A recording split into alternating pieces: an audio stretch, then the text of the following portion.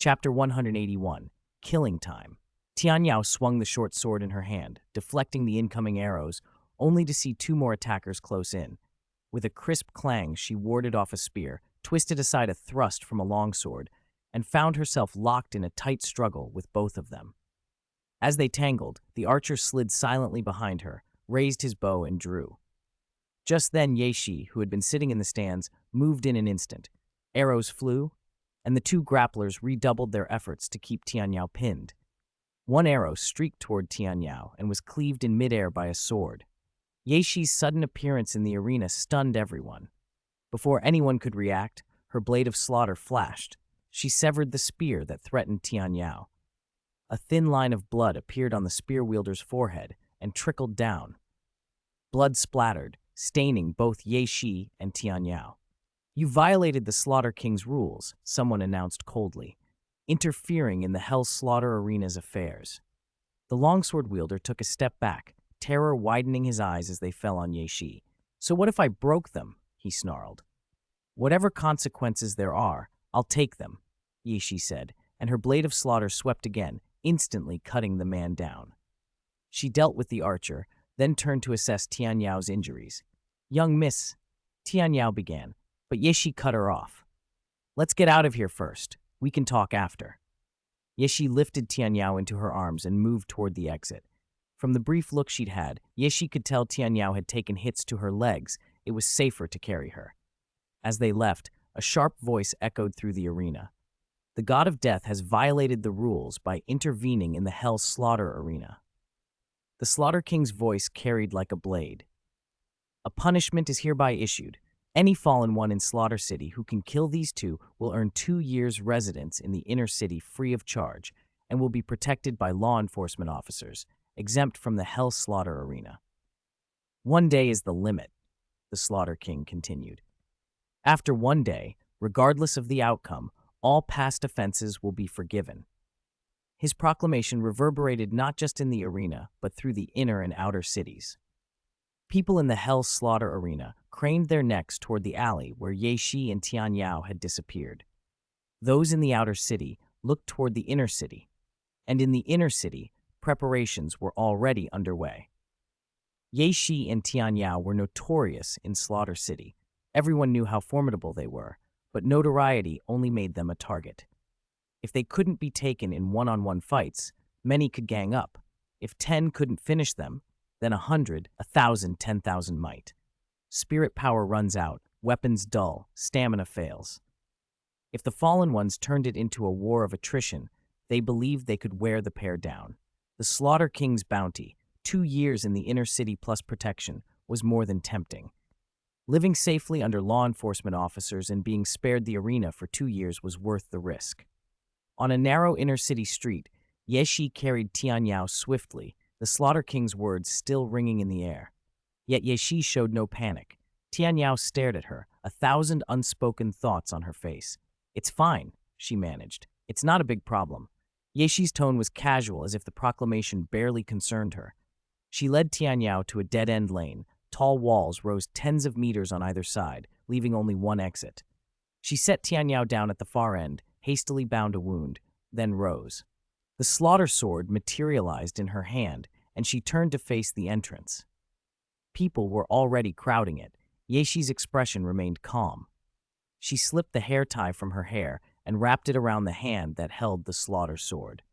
Under everyone's stunned gaze, the 8-winged slaughter angel spirit manifested behind her, and the slaughter domain expanded outward from her body.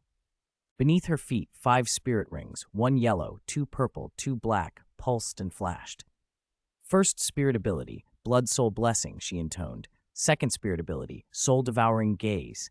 Third spirit ability, Blade of Slaughter. Fifth spirit ability, Evil God's Descent. As each ability awakened, Ye Shi's deep blue eyes slowly flushed blood red. People murmured in disbelief. "She can use spirit abilities? Isn't that a privilege of law enforcement officers?" Don't be fooled. Using spirit abilities doesn't make her invincible. Spirit power runs out. Strength fails. Then we surround them together and grind them down. Ye Shi's face stayed indifferent. The blade of slaughter thrust out and pinned a man to the alley wall. Under the effect of evil god's descent, she could feel the devouring spirit power replenishing her own reserves. Blood Soul Blessing could heal wounds. In a war of attrition, she had ways to endure. As for a dulled weapon, what she held was a divine artifact. It would not blunt. Fourth spirit ability, Angel's Roar. A piercing cry, shot through with lightning, rolled through the alley, carving out a clear zone before her. Yi Shi planted herself in the center, blocking anyone from getting past. The slaughter sword never stopped swinging. Crimson misted the air. Shouts and agonized screams rose around her, but in the narrow lane, the fallen one's numerical advantage mattered little. Ye Shi stood like an unscalable mountain between the enemy and Tian Yao, the slaughter sword, a grim reaper's scythe. Every swing sent someone tumbling. Chapter 182, The Flight of the Fallen. At the end of the alley, Tian Yao leaned against the wall and watched Ye Shi swing her weapon with tireless, brutal grace. Her chest clenched with emotion, and a strange light flickered in her eyes. Ye Shi wasn't tall, but right now she seemed to Tian Yao like a mountain no one could scale. "I can't promise I'll definitely lead you out of Slaughter City," Ye Shi had said earlier, "but I promise I'll never run ahead of you." The words rang in Tian Yao's head, sending ripples through her heart. She murmured to herself, bitter and ashamed. "Young miss, in the end, I'm the one holding you back." If it weren't for her, Tian Yao thought, Ye Shi's strength alone would have probably carried her through 100 victories in the Hell Slaughter Arena, down the Hell Road, and back to Heaven Do City by now. Watching Ye Shi, who never took a single step back, Tian Yao felt the urge to help, but her injuries told a different story. At her current state, moving in wouldn't help. It would only cause more trouble. Ye Shi kept swinging the slaughter sword. Before her flowed an endless tide of bodies, and instead of retreating, she stepped forward against the press. Her silver dress was streaked with red, blood dripped from the hem and stained the ground. Some of it was hers, but most belonged to others. How many had died by her hand? She had lost count. For every body that hit the ground, another pushed forward. Corpses piled up in the alley, but the crowd never thinned. Killing intent rose within her until the azure of her eyes had drained into a fierce red. She felt, strangely, her spirit rejoice. Inevitable wounds opened under the onslaught, but her recovery spirit ability stitched them closed almost as fast. After hundreds more fell, a new voice rose from the crowd. Shouldn't we be the ones surrounding her? Doesn't this feel wrong? The murmurs stilled for a beat and then swelled again. Charge! I'm done playing. Brothers, don't be afraid. She'll run out of spirit eventually. There are enough of us. What's one woman? I don't know when her spirit will end, but if I keep charging now, I won't live that long. Move, I'm leaving. If you don't get out of the way, don't blame my blade. Panic fractured the ranks. Those at the front, pressed by death, tried to pull back. Those behind kept pushing forward. Trapped, frightened men began swinging blindly. One struck those behind, another retaliated. The pressure turned to violence, and the mob dissolved into chaos. Weapons clashed, curses and shouts rose, and the alley became a frenzy of stabbing and trampling. Through it all, Ye Shi did not pause. Dozens more collapsed in pools of blood. The front lines looked at her with absolute terror. Someone, squeezed and suffocating, lashed out at the crowd behind them, and that single movement ignited a chain reaction of strikes. The people at the front flailed in desperation to carve a path. Those behind, struck, answered in kind. The sound was a cacophony of metal on flesh and the thudding of bodies. A smile curved Ye Shi's lips, cruel and bright. A laugh, light as a silver bell but with the whisper of a demon, slipped out of her. To the trapped mob, it sounded like something worse than a victory song. It was the herald of doom. "You're enjoying yourselves," she said softly. "Now it's my turn." Her voice carried. She pulled the blade of slaughter free from the earth with her left hand. The black wings on her back spread and fluttered, and she surged forward. The fourth spirit ring at her feet flared. Fourth spirit ability, Angel's Roar. A deafening, electric cry rolled outward from her, as if her body had become the storm's eye, assaulting everyone's spiritual seas. The blade of slaughter and the slaughter sword, two long blades, whirred in her hands, slicing through the crush. The crowd fell back, step by step as she advanced. "Why are you running? Is it over already?" "I hadn't even attacked yet." Those farther from the alley stared, baffled. One man burst through the entrance and then ran, calling back, "It's not too late! Charge now!" He didn't look again. The onlookers peered in and drew sharp breaths. Inside the alley, bodies lay everywhere, easily 1,000 at a rough count. Those who hadn't escaped or who moved too slowly were reaped by the twin blades. Blood coated the ground and spattered the walls. It streamed from Yexi's dress and filled the air with metallic tang. A pair of red, killing eyes swept over them, and their chests seemed to seize. "You go on ahead," Yexi called to Tian Yao. "I just remembered I haven't washed my clothes in the outer city. I'll leave first." At her shout, the mob surged, fleeing toward the outer city.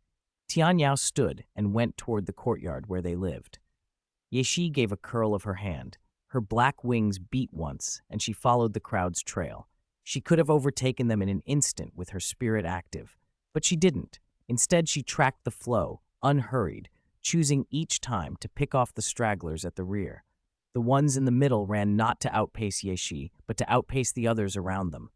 Survival, they hoped, lay in being a step faster than the next man. Yexi let them cling to that false comfort and walked among the fleeing shadows, the scraping of her blades against the ground, a thin, ominous sound behind them. Chapter 183, King of Killing. Inside a magnificent palace, the Slaughter King sat on the main throne and listened quietly as the killing messenger reported.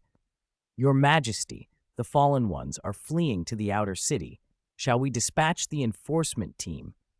The killing messenger didn't finish the sentence. The meaning was clear. The Slaughter King shook his head decisively. "No. In this slaughter city, someone without the authority I gave, someone who is not a slaughter god, yet wields a slaughter domain stronger than a slaughter god's, I have never seen the like." His voice was sharp but thoughtful. The killing messenger asked softly, "Your Majesty, then what shall we do?" "Just have the corpses in the inner city cleaned up," the Slaughter King said. He waved the messenger away. The killing messenger bowed and left the throne room. After the messenger departed, the Slaughter King's gaze drifted toward Yexi's direction.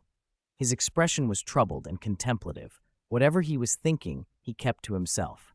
At the same time, in the God Realm's angel temple, the angel god sat calmly on her seat, watching events unfold. To her left were the Asura god and the sea god, both observing intently. "My legacy holder still needs to grow stronger," the sea god mused, stroking his chin. "Among those of the same realm, she's exceptional. Compared to my own legacy holder, she's still impressive." The Asura god chuckled, then turned to the angel god. "Give me the item. I will hand it to her after she passes the Hell Road." The angel god nodded, and a faint golden light gathered in her palm. A rectangular wooden box etched with ancient patterns materialized. She pushed it toward the Asura god. He opened it, checked its contents, closed it, and tucked it away. Then his attention returned to the scene below. Yexi moved through the inner city with 2 long swords in hand, her figure a blur as she cut down any fallen one remaining. She ignored those fleeing to the outer city. Anyone left inside the inner city met her blade. Time passed, hours into a full day, and by nightfall, not a single fallen one remained alive in the inner city. Blood and bodies littered the streets. The Slaughter City enforcement team was busy cleaning up the carnage. In a quiet courtyard, Tian Yao stood waiting for Yexi. When a knock sounded at the gate, she opened it without hesitation and found Yexi in the doorway, a dark red dress soaked with blood, exhausted and steady. "Young miss," Tian Yao cried, rushing forward to embrace her. "I'm filthy," Yexi murmured, patting Tian Yao away. "I'll go wash." "I'll get your clothes and the bath ready," Tian Yao said, hurrying inside. Yexi went to her room. Soon she had a warm bath prepared. She bathed thoroughly 3 times, changed into clean clothes, and collapsed onto her bed. "Tian Yao, I'm going to rest a bit," she said. "You should heal up first. Once you're fit, then go to the Hell Slaughter Arena," Tian Yao replied with worry in her voice. Yexi's blue eyes slowly closed, and she fell into a deep, exhausted sleep. Tian Yao sat by the bedside watching her, unwilling to disturb her rest. The exhausted, peaceful expression on Yexi's face kept Tian Yao rooted there until finally she slipped out and quietly closed the door.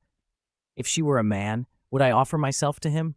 Tian Yao muttered under her breath as she walked back to her own room, the image of Yexi standing guard and protecting her, replaying in her mind.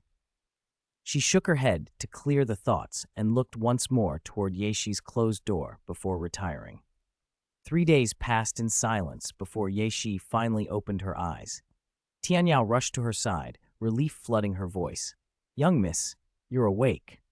"I just slept too long," Yexi said, stretching. "How are things outside?" Tianyao's face relaxed faintly. "The inner city is quiet. Everyone's gone to the outer city. It's been 3 days. No one dares step foot inside. The enforcement team cleaned up the corpses. The inner city's back to normal now." Yexi nodded and sat up. "Let's get something to eat." She left the courtyard with Tianyao beside her. The streets were deserted, much calmer than they had been, and Yexi couldn't help the soft laugh that escaped her. She had cleared the chaos. The silence was proof. They stopped at a small eatery and ordered a few simple dishes. Just as the food arrived, an eerie voice came from behind them. "Esteemed ladies, the Slaughter King requests your presence." A killing messenger approached, dressed in a black long gown, delicate features framed by strangely heavy makeup. Yexi glanced back, then nodded and returned to her meal. "I'm hungry." "We can speak after I finish eating," she said calmly. The killing messenger showed no irritation. She stood quietly to the side, waiting, her gaze fixed on Yexi with a thoughtful look, as if she were trying to decipher something in the girl before her. Chapter 184, Miss, I Need a Knife. After finishing her meal, Yexi took a silk handkerchief to her lips, then turned her gaze to the killing messenger standing nearby. "Let's go." She beckoned to Tianyao and rose from her seat. Tianyao followed obediently. The killing messenger offered a hand in invitation and led the way. Her stride wasn't fast, but she kept a constant half-step ahead of Yexi, her eyes scanning the inner city streets while subtly sizing Yexi up. "You need a blade, young miss?" the killing messenger asked suddenly. Yexi raised an eyebrow and looked at her. "What kind of blade?" "A blade in the shadows," the messenger replied, "to handle matters that must not be seen." She turned her head to meet Yexi's eyes. "I'm curious about the quality of the blade itself." Yexi's interest was piqued. She studied the messenger in return. "Will it satisfy me?" A faint smile crossed the messenger's lips, made uncanny by the sharpness of her makeup. "It will." "When?" Yexi asked softly. "At night," the messenger said simply. "I'll wait in the courtyard." Yexi nodded and fell silent. The messenger smiled and kept walking. Tianyao, who had been following them in silence, looked puzzled by the exchange but didn't pry. The killing messenger led them swiftly to the Slaughter King's palace.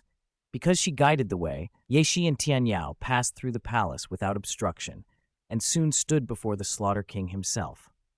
The messenger bowed in respect, while Yexi appraised the man seated on the main dais. He wore a blood-colored robe and a high-collared scarlet cloak that swallowed most of his frame. His face was pale, but he had the bearing of a middle-aged man who had long held power.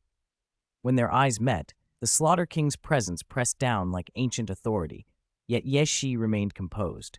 She had held a position of power in the outside world before. She did not buckle easily. "May I ask why you summoned us?" she said, neither obsequious nor arrogant. "Two matters," the Slaughter King replied, raising 2 fingers. "First, your breach of the Hell Slaughter Arena's rules. I said then that whatever the outcome, forgiveness would be granted. I expect this to be the first and last offense," he continued in a tone that sharpened the air. Yexi inclined her head. "I understand. Though I don't think the second matter strictly needs to be raised, I will ask anyway." The Slaughter King's blood-red eyes studied her. "With your strength, 100 victories in the Hell Slaughter Arena are nearly certain. After you reach 100, would you remain in Slaughter City as a guest elder, holding a rank second only to mine?" Yeshi's voice was calm. "Why ask about what's already decided? We came for the Hell Road," she answered. The Slaughter King showed no surprise. For a moment his gaze flicked to Tianyao and held there. Under that look, Tianyao felt exposed, but she said nothing. She stood behind Yexi as if protected by her presence. "If there is nothing more, we will take our leave," Yexi said, preparing to pull Tianyao away. The Slaughter King did not stop them, but spoke softly as they turned to go, his eyes fixed on Tianyao. "If you two walk the Hell Road together, the most dangerous thing may not be the Hell Road itself." Yexi paused for a fraction, then resumed her normal stride and led Tianyao out of the palace. After they had gone, the killing messenger approached the Slaughter King. "King, shall I act on this?" "No," he replied. "Their backgrounds are likely complicated. Withdraw for now." "Yes," she said, and left the hall. Outside, the two women walked side by side down the desolate street. Tianyao finally voiced what had been on her mind. "Young miss, what did the Slaughter King mean with that last remark?" "The king was referring to me," Yeshi said. "On the Hell Road, killing intent runs rampant. If I can't control mine, I risk going berserk." Tianyao's eyes widened. "You mean?" "Some days ago, I lost count of how many fallen ones I slaughtered in the inner city," Yeshi continued quietly. "If that killing intent surges while we're on the Hell Road and I can't suppress it, I would be more dangerous than the road itself." "Are you afraid?" Yeshi teased softly. Tianyao shrugged as if it were nothing. "Why would I be? From the moment you stepped in front of me and fought those fallen ones, you became the person I trust most. Even if you stabbed me from behind now, I would believe you were saving me, not harming me." Yeshi couldn't help a faint smile at that. "So what did you and the killing messenger discuss while we were coming here?" Tianyao asked with curiosity. "Nothing much," Yeshi said. "She asked if I wanted a blade for the shadows and said she could be that blade. Night simply meant we would arrange the details late when the city is quiet. Do you think she truly can be that blade?" Yeshi asked. Tianyao glanced back at the palace with an indifferent air. "I don't know her exact power, but her standing in Slaughter City is second only to the Slaughter King. She is essentially his right hand. She's likely strong, and she certainly isn't lacking in cunning or tactics." Yeshi's expression turned serious as she considered that. Chapter 185, Kill Messenger. Tianyao nodded as if she understood, but she asked no more. Back in the courtyard, Yeshi and Tianyao returned to their rooms. Yeshi sat on the edge of the bed, took out a book, and tried to read while she waited for the killing messenger. Hours slipped by. Late into the night, when the house was quiet, there was a soft knock on the door, and Tianyao's voice called from outside. "Young miss, the killing messenger is here." Yeshi slowly looked up and toward the door. "Let her in." She set the book aside. The door opened, and the killing messenger entered. Yeshi motioned for her to sit. The messenger settled a short distance from the bed and smiled. "Young miss, what do you think of my proposal from earlier today? Tell me your bargaining chips," Yeshi said. The killing messenger was briefly taken aback by the blunt request, then resumed her composure. "My own strength," she answered. "And my position in Slaughter City," she went on, voice even. "A few decades ago, Spirit Hall launched a purge of evil soul masters. I escaped to Slaughter City then, and I have not left since. My current strength is that of a level 93 titled Douluo. In Slaughter City, I hold a post second only to the Slaughter King. That should be proof of what I can do." Yeshi stopped tapping the bed's edge and regarded her carefully. After a long pause, she asked, almost as a statement, "You're an evil soul master." "I used to be," the killing messenger said calmly, "but it's been decades since I left the outside." Yeshi fell silent, weighing everything in her mind. Evil soul masters were precisely the sort of beings Spirit Hall hunted. Putting one under her roof would be politically explosive. And yet the messenger's offer was tempting. A blade like that could handle covert tasks, take blame, and allow Yeshi to remain clean. It would be invaluable for matters that could not be entrusted to open channels. "You must understand what I'm thinking," Yeshi said finally. "Spirit Hall rose by crushing evil soul masters. It's practically the mission of the Qian family. If I bring one back, how do I explain it to my elder sister and grandfather? An evil soul master is a double-edged sword, used well, deadly, used poorly, dangerous to us all." The killing messenger smiled, but did not shrink from the danger of her past. "No matter how good Slaughter City is, it's just a cage. I long for the wider world beyond. I know your concern revolves around my former identity. I can promise you this. If you do not give the order, I will not act." Yeshi watched her for a long time. Words of assurance coming from someone's lips meant little in this world. Guarantees could be lies. Yet there was something about the messenger. Her bearing suggested long familiarity with high rank, and her practical power in Slaughter City supported that image. She would make an excellent hidden blade if she could be trusted. "You would give up a position second only to the Slaughter King to leave?" Yeshi asked softly. In Slaughter City, you're below only one person and above 10,000 men. Why come here to me? The killing messenger's expression turned frank. Because even the highest cage is still a cage. I want to walk the world outside. Yeshi let out a long breath. I'll think on it. Go back for now, she added, making a motion to see her out. We can discuss it again after I've decided. The messenger hesitated a beat, then rose without another word and left.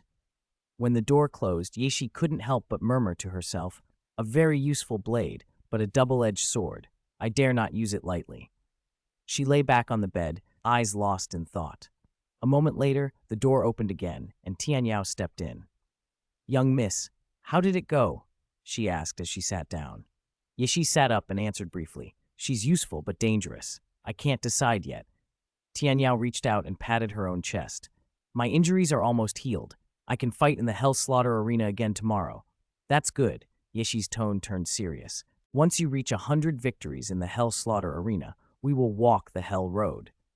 Tianyao's expression hardened with resolve. She still had about 20-some wins to go. You have my word, young miss. I'll reach 100 wins as quickly as I can. Her gaze was steady and earnest, unblinking. Yeshi looked at her for a long moment, then let the matter rest for the night. Chapter 186, Hell Road. Listening to Tianyao's reply, Yeshi smiled and nodded, then signaled with a wave for her to go. Tianyao immediately left the room. Time slipped by quietly. 3 months passed in the blink of an eye. During that time, Tianyao's winning streak in the Hell Slaughter arena climbed to 99. Yeshi was the same. Both needed only one more victory to reach 100. In the inner city courtyard, Yeshi sat at a stone table, quietly flipping through a book. Tianyao sat across from her, savoring a pastry. A knock sounded at the gate. Before Yeshi could respond, Tianyao rose and went to open it. The killing messenger stood at the entrance, stopping short of entering. His gaze skimmed past Tianyao and landed on Yeshi. Young miss, have you made a decision? He asked.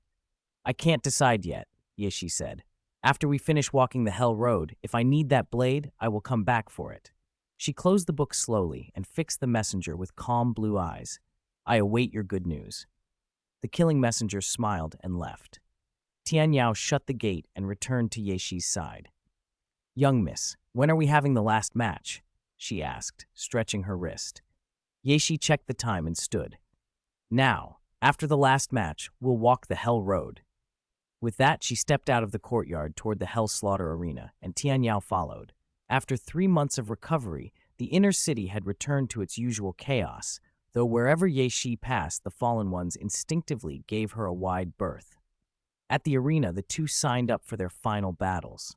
Under arena rules, fighters with winning streaks of 50 or more are never matched against each other.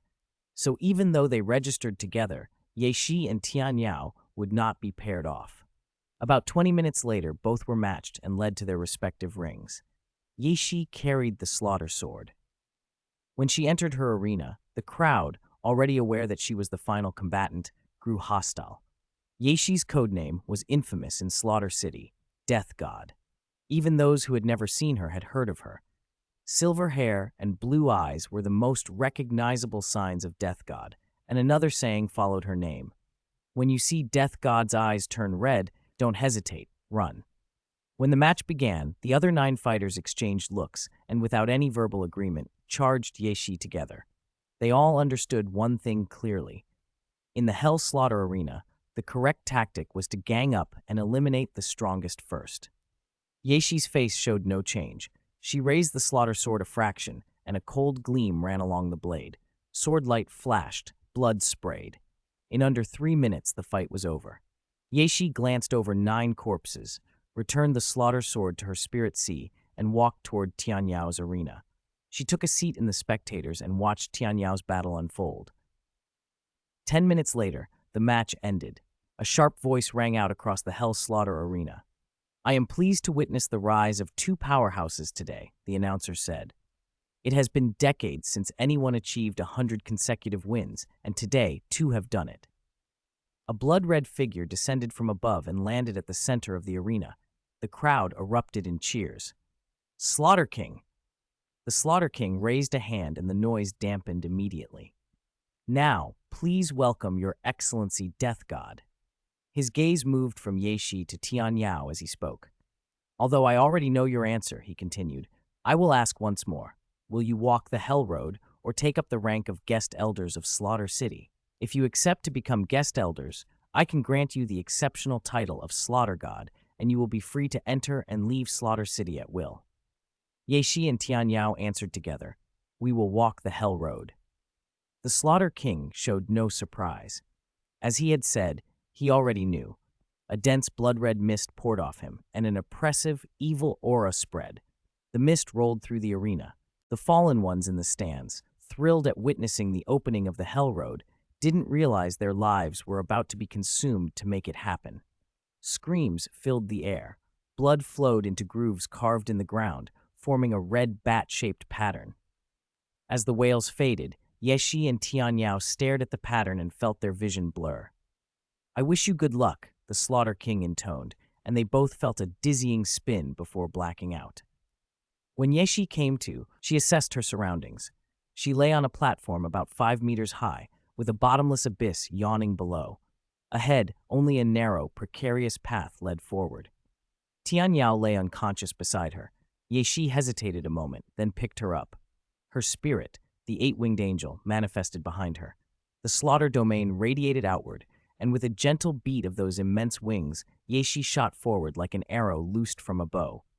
Chapter 187, Speed Through Hell. Ye carried Tian Yao and moved swiftly through the Hell Road.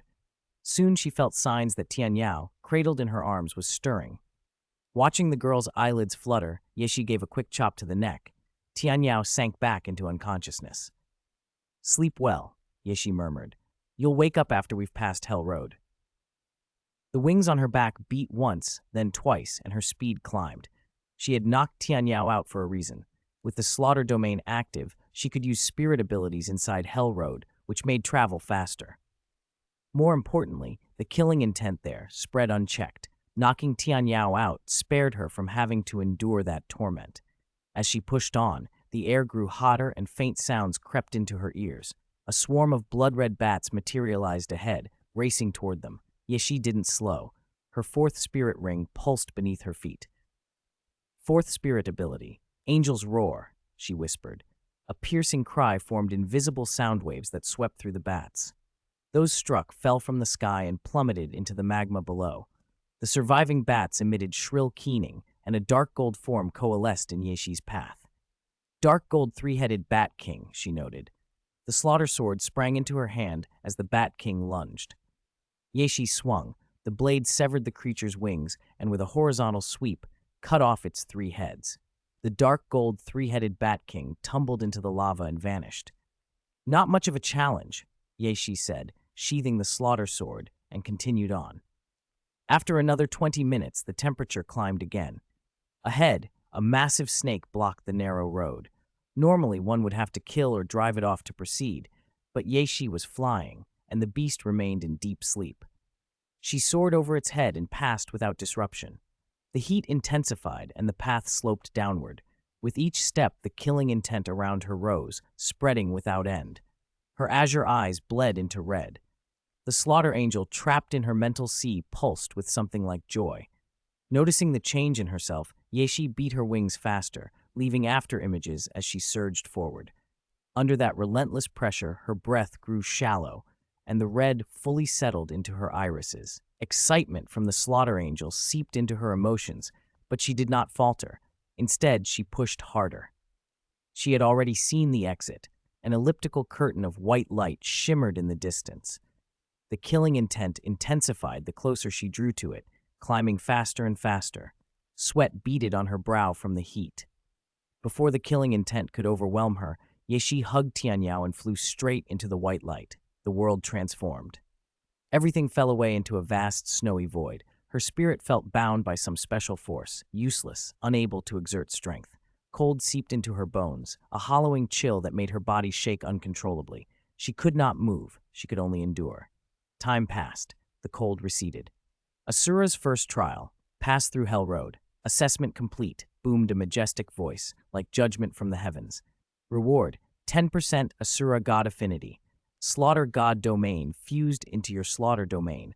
a set of slaughter angel spirit bones. The surrounding landscape melted away like thawing ice. Consciousness returned to her body. Yeshi knelt on a patch of grass, sweat dripping from her forehead. To her left lay a rectangular wooden box. To her right, Tianyao still slept. "Young miss, I'm here to pick you up," Ghost Leopard's voice called, and his figure appeared in a few flashes. "Young miss, are you all right?" he asked, coming to her side and offering a hand. "I'm fine," Yeshi said. "You take Tianyao. Let's go." She set the wooden box beside her and slipped it into her storage bracelet.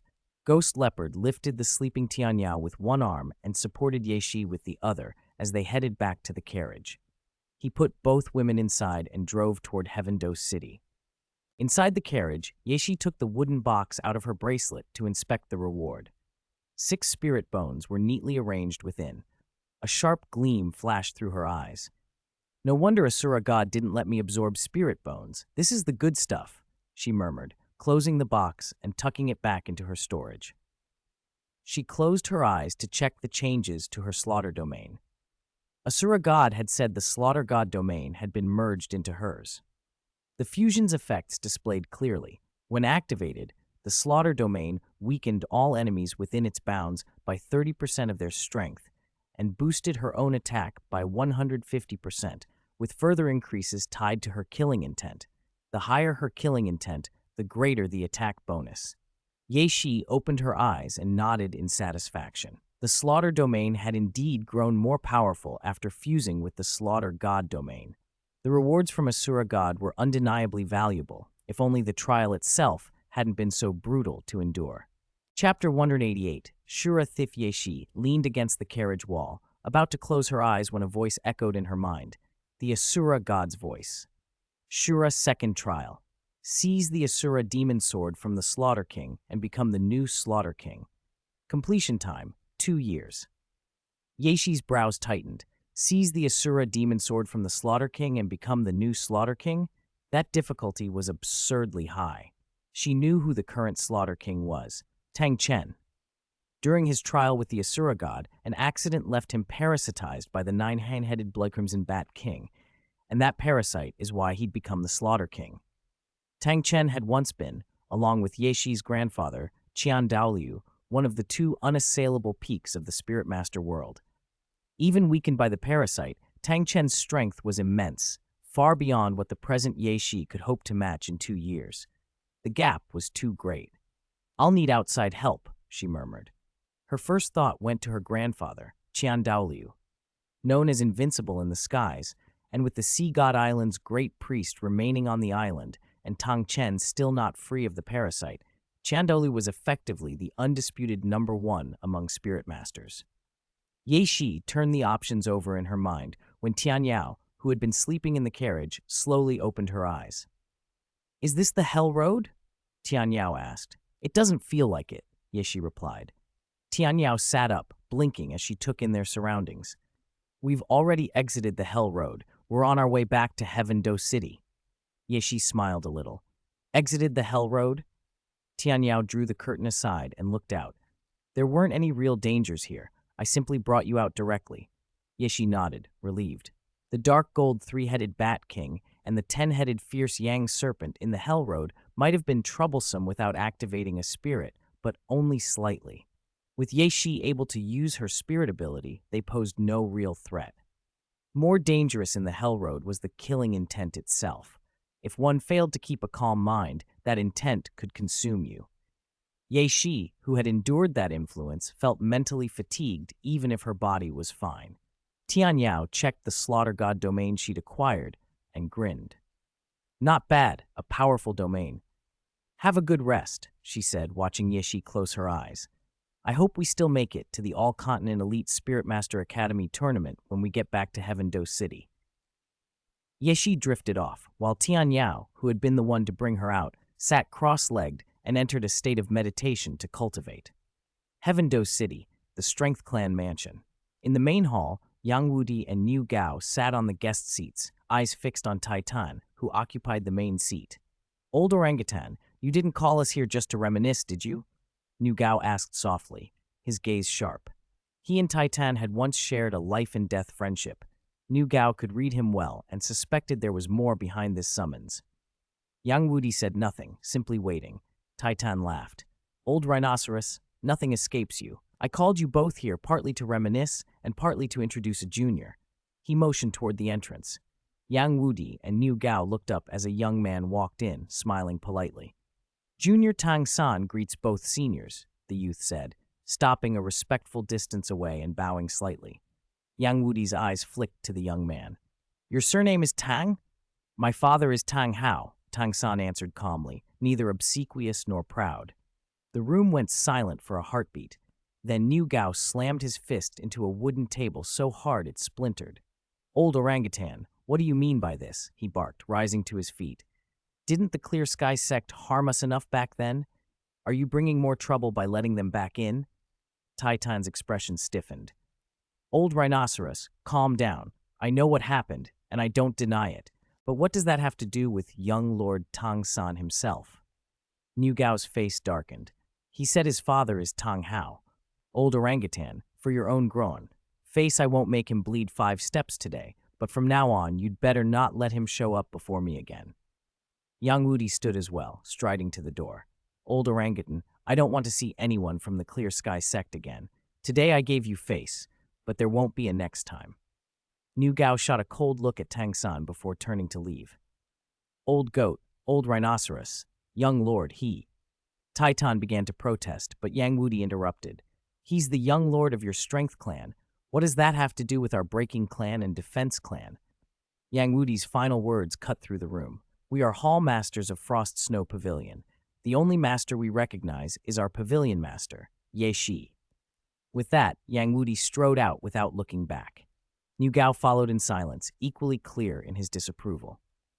Taitan watched their retreating backs and let out a long, heavy sigh. Chapter 189, The Power Clan.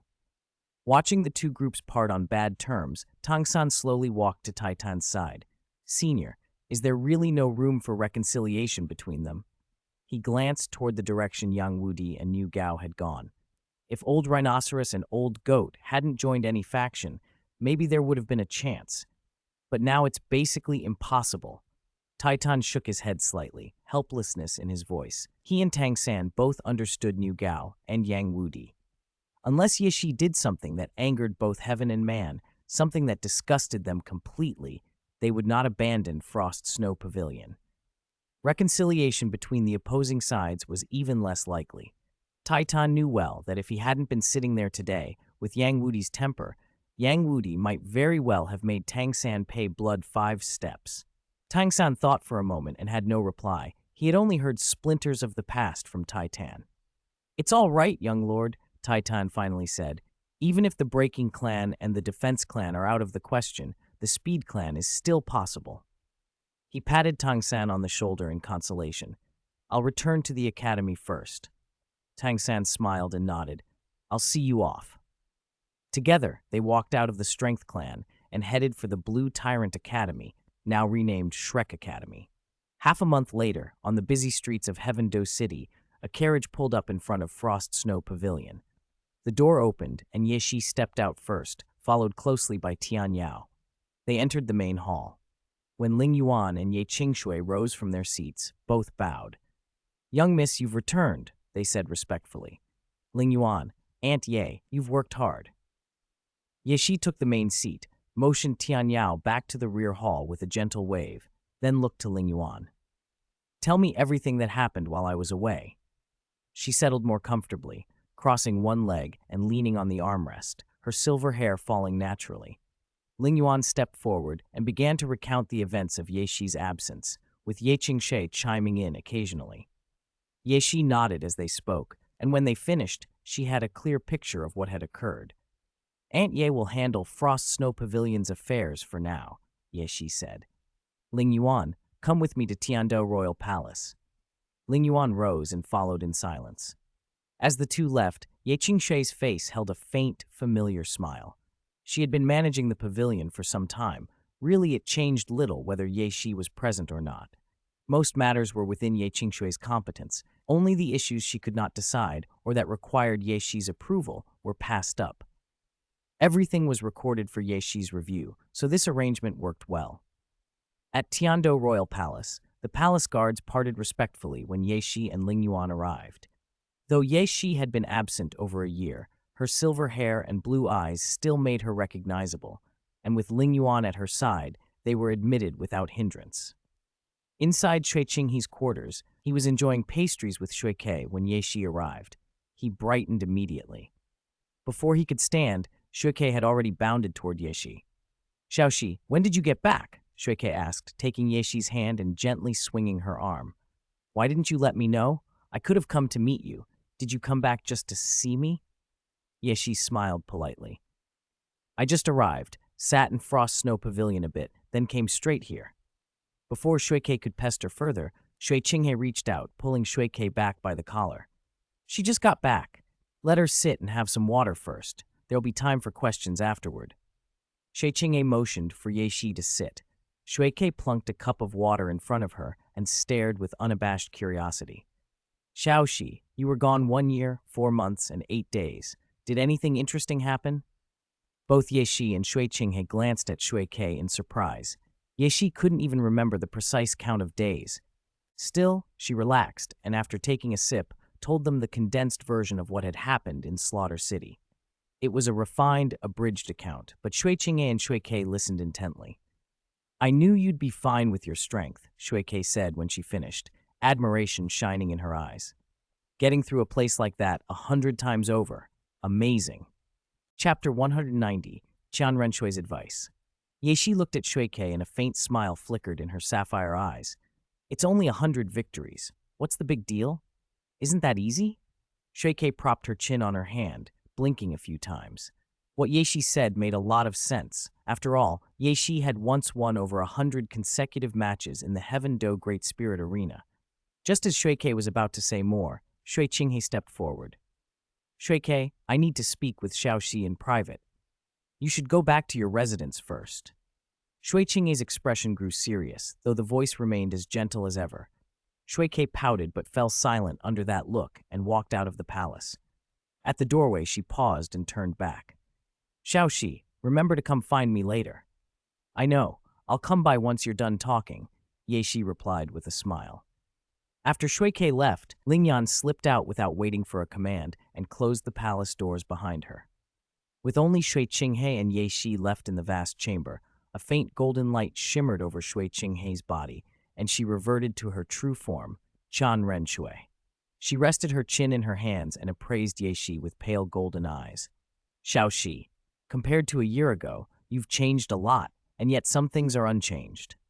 A small smile touched Qian Renshui's lips. The biggest change in Ye Shi, she observed, was in temperament. The old Ye Shi had been outwardly modest but inwardly proud. She hadn't carried any killing intent. Now she was like a drawn sword, sharp, contained, with a subtle undercurrent of danger. "This is probably the after effect of just leaving Slaughter City. I need time to adapt," Ye Shi said casually, glancing at her own face. Xiaoxi, you're getting more and more beautiful. If you ever look for a partner, they must be your equal in status and talent, at the very least, not below you," Qian Renshui said, her tone suddenly earnest. "Otherwise, as your elder sister, I won't agree." "I've never," Ye Shi started, then trailed off as Qian Renshui added, almost as an afterthought, "and that goes for women as well." Ye Shi froze. The first part of the sentence was clear enough, but the addendum left her momentarily stunned. After a long beat, she managed a faint nod under Qian Renshui's steady gaze. The corners of Qian Renshui's mouth curved into a satisfied smile. Her little sister was talented, capable, and cunning. If someone got hold of her by chance, it would be a disaster. Men wouldn't do, and neither would women, Qian Renshui decided. "Xiaoxi, how about staying in the Imperial Palace tonight?" she asked softly, eyes full of warmth. "I'll have the Imperial chef prepare a welcoming feast." Stay in the Imperial Palace? Ye Shi mulled the idea over. After a moment, she nodded. If I stay, Emperor Shui Ye might misunderstand, Qian Renshui said. Ye Shi smiled. She understood where Qian Renshui was going. It could be bad for your reputation. If you don't want to, it's fine, Qian Renshui added quickly, ready to drop the idea at the slightest hesitation. What's the harm? It's a little reputation, and we didn't do anything. If he jumps to conclusions, that's on him. Ye Shi shrugged casually. She cared less about reputation than the practical benefits. If Emperor Shuiye could be led to a misunderstanding, it might make moving matters from the Heaven Do royal family to her Frost Snow Pavilion far easier in future. Don't worry, I'll minimize the impact and try my best not to affect your reputation, Qian Renshui promised earnestly. Yeshi didn't seem particularly concerned.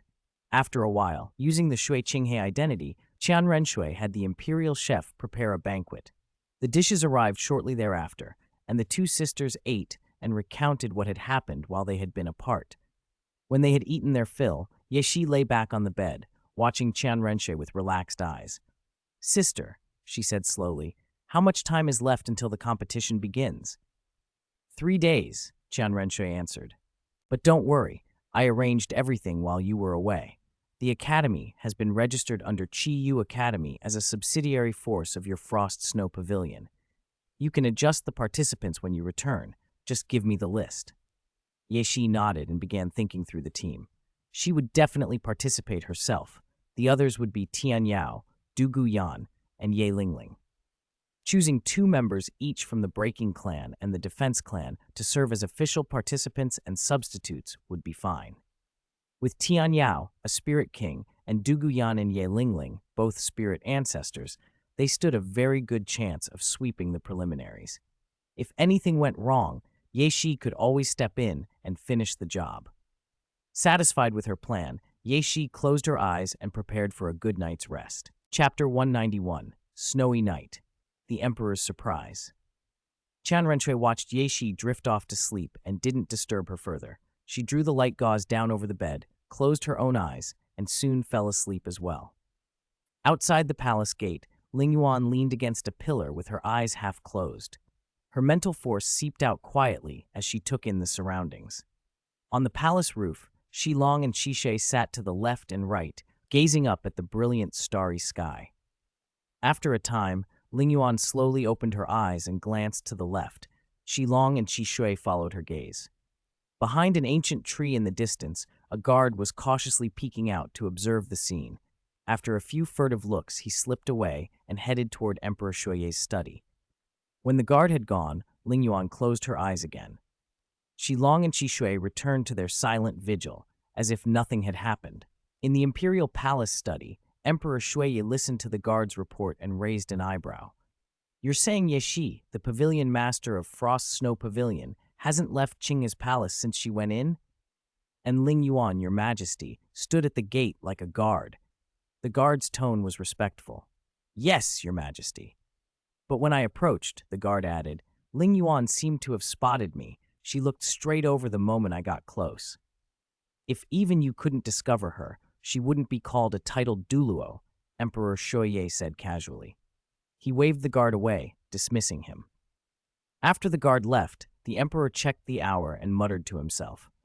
A single man and woman alone in the same room in the middle of the night, with a titled Douluo posted at the door. What exactly could they be doing? Emperor Shuiye's mind filled in the gaps. It was hard to imagine 2 young people alone at night were merely discussing cultivation. He had to admit it seemed likely something more intimate had happened. He even calculated Ye Shi's age with his fingers, around 15 years old if he hadn't miscounted. 15 wasn't so old by common standards. Many married young in this age. But among those with talent for cultivation, girls that age usually focused on training rather than marriage. If his suspicion proved true, the resources the Heaven Do royal family had poured in lately would pay off handsomely.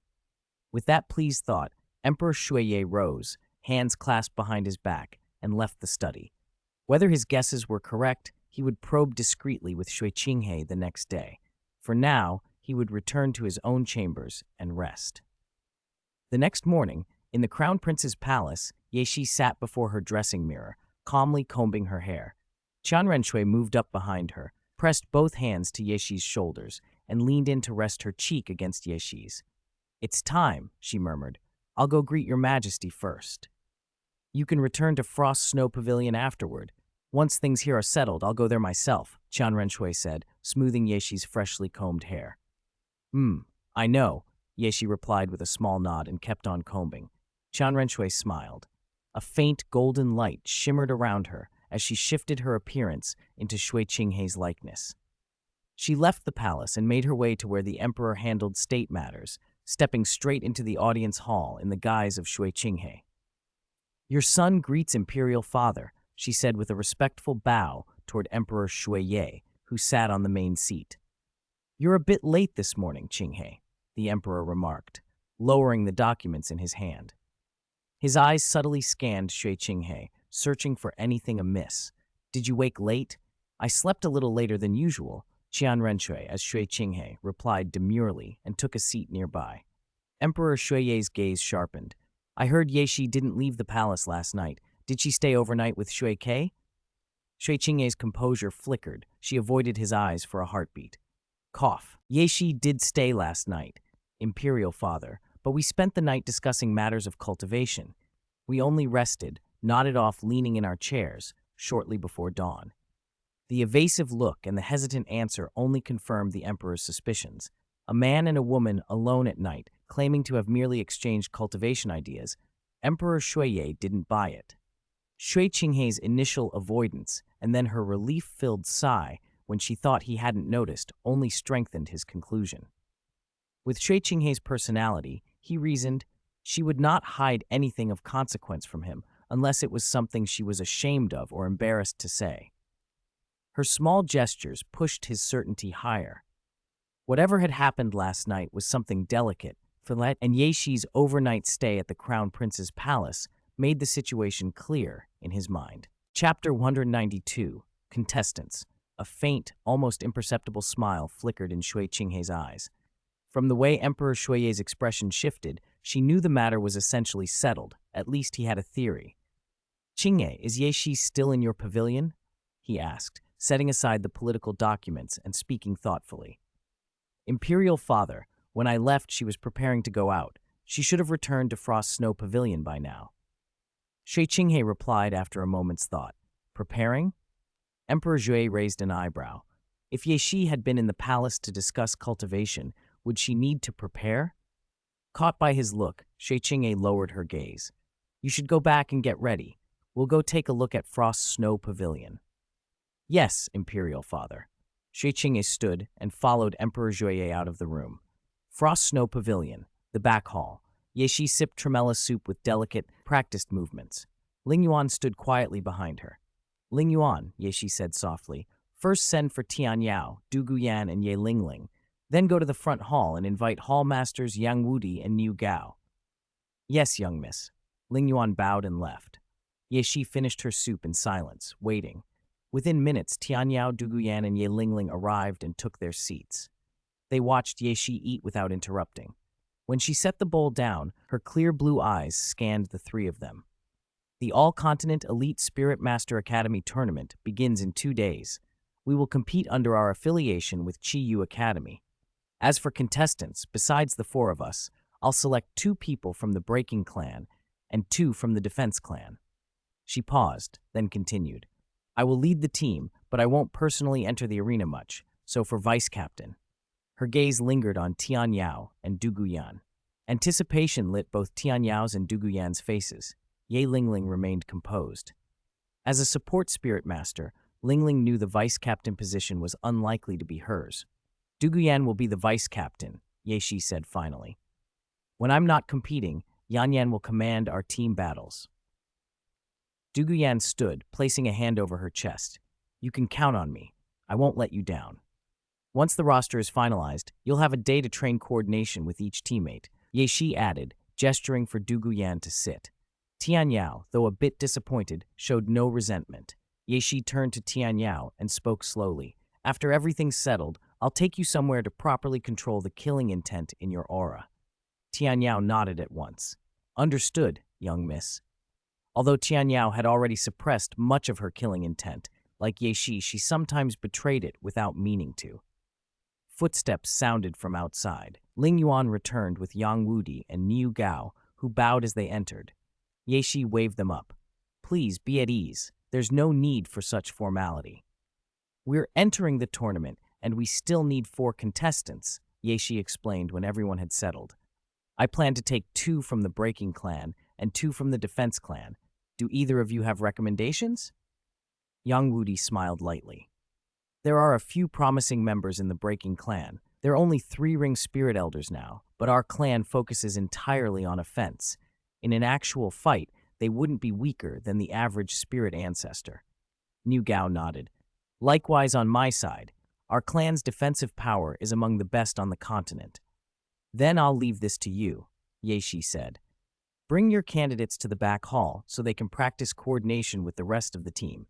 I'll go get them, Yang Wudi said, standing. Niu Gao followed him out.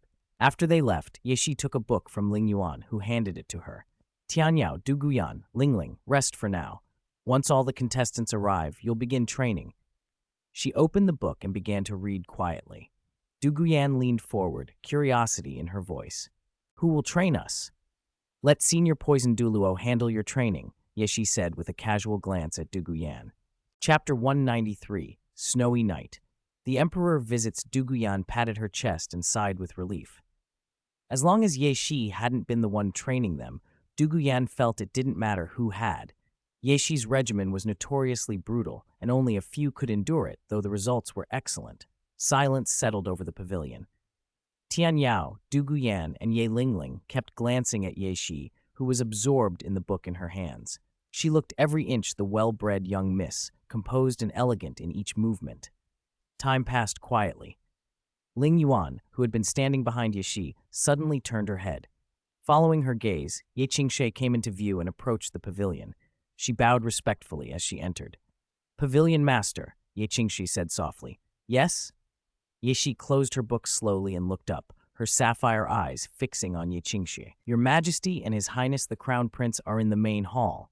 They've come to pay a visit, Ye Qingxie reported. A flicker of surprise crossed Ye Shi's features, but she smoothed it away immediately. Very well. I'll go meet them. She handed the book to Ling Yuan, rose, and moved toward the front palace's main hall, Ling Yuan close behind. She walked the bluestone path with a faint, almost preoccupied look, and just before leaving the rear palace, she paused, thinking, should I put on an act? If she acted a bit, she could avoid a lot of unnecessary probing. She decided at once. Feigning a little discomfort would explain anything she might be asked about last night. When she resumed walking, her steps were slightly off, her brows pinched as if something ailed her. Ling Yuan, trailing her, discreetly gave a mental thumbs up. If she hadn't been right behind Ye Shi, she might have believed Ye Shi truly felt ill. As she entered the main hall, Emperor Shuiye and Cui Qinghe, the crown prince, looked up. Ye Shi's altered gait and pinched expression drew a faint smile to the emperor's lips. He shot a subtle glance at Cui Qinghe. Case closed. The meaning was clear enough.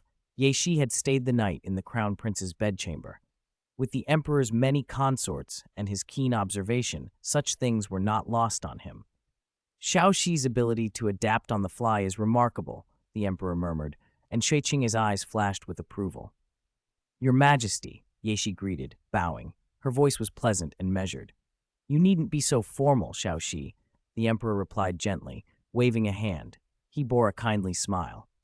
Ye Shi returned his smile and sat not on the main seat, but on one lower than his. Your Majesty, is there something you and His Highness have come for? She asked, eyes discreetly turning toward Cui Qinghe. It's nothing urgent, the emperor said. It's been some time since I visited. I brought Qinghe to see how Frost Snow Pavilion fares. A maid entered with a tray bearing steaming clear tea and neatly made pastries, which she set before the emperor and the crown prince before withdrawing. The competition starts in 2 days, the emperor said, lifting his teacup. How prepared is Frost Snow Pavilion? Your Majesty, we are fully prepared, Ye Shi answered with a composed nod. That's good, the emperor said, smiling. I look forward to your performance. If you rank well, the royal family will reward you generously. Ye Shi's eyes brightened. Rewards from the throne were not to be dismissed.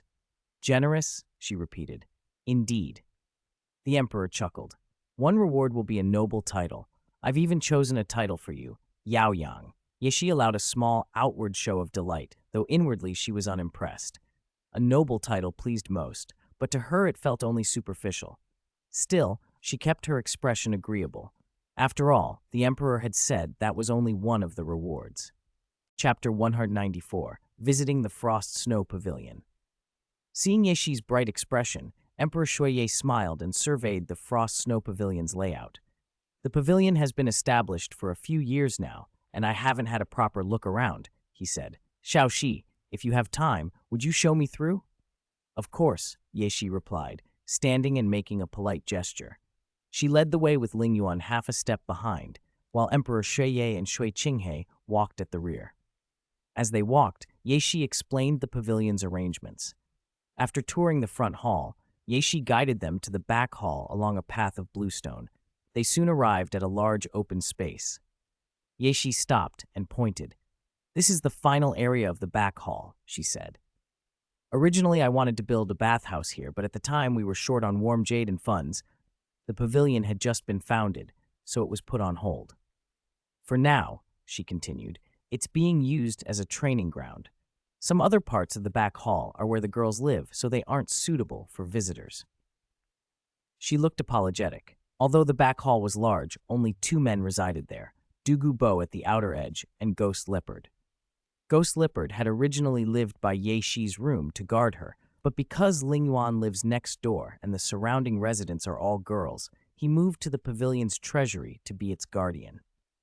Emperor Shuiye nodded, understanding. Every sect had places off-limits to visitors.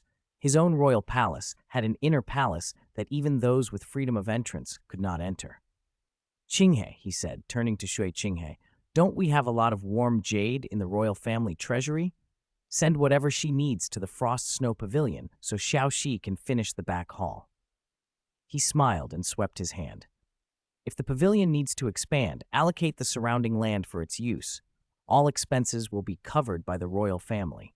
Shi Qingyi bowed slightly, replying softly, Yes, Your Majesty, I will arrange the materials. Ye Shi's eyes shone with joy. The promise of funds and materials was the news she had most wanted. Although the pavilion was doing well now, she still ran a household of people and had to be careful with spending. The imperial commitment changed everything. Emperor Shuiye stood. I have state affairs to return to. You two can wander Heaven Do City if you have time. He looked at Shui Qing and Ye Shi with an amused expression. When their eyes met, there was a shared smile between them that made him chuckle. Pleased, he turned and strode off.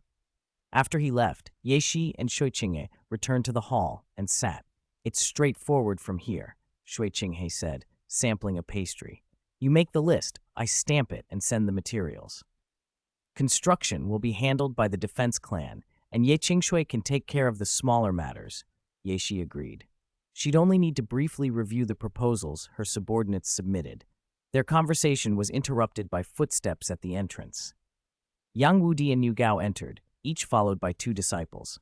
Yang Wudi stepped forward. Sect Master, I bring members of our breaking clan. He motioned to the 2 behind them. Their names are Yang Yan and Yang Miao. Yang Yan's spirit is Soul-Breaking Spear, 37th level Spirit Elder. Yang Miao's spirit is also Soul-Breaking Spear, 38th level Spirit Elder. Greetings, Sect Master. The 2 bowed in unison. Ye Shi glanced at them. Both were slight in build and shared an 80% resemblance to each other. Chapter 195, Go to Yueshuan. Facing Ye Shi's appraising gaze, Yang Yan straightened his back like a spear. Yang Miao was the opposite. He bowed his head slightly, looking shy, though his eyes kept stealing glances at Ye Shi. Ye Shi smiled and gave a gentle nod. Pavilion Master, these are New Tian and Kong from our defense clan. New Tian, Spirit, Plated Armored Rhinoceros, level 39 Spirit Elder. New Kong, Spirit, Plated Armored Rhinoceros, level 37 Spirit Elder. New Gao introduced the 2 men behind him. Ye Shi's eyes swept over them, broad-shouldered, sturdy, faces a little rough but honest-looking. Greetings, Pavilion Master. New Tian and New Kong bowed respectfully. Uncle Yang, please take them to the back hall to train with Yan Yan and the others. Also, please ask Aunt Ye to come over.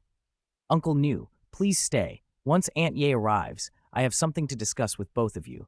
Ye Shi spoke softly. Yang Wudi nodded and led the 4 to the back hall, while New Gao remained in the main hall to wait for Ye Qingshui. After about 15 minutes, Ye Qingshui entered and bowed to Ye Shi before taking a seat. Once everyone was assembled, Ye Shi recounted the recent events. Listening, New Gao and Ye Qingshui glanced subtly toward Shui Qinghe and then nodded.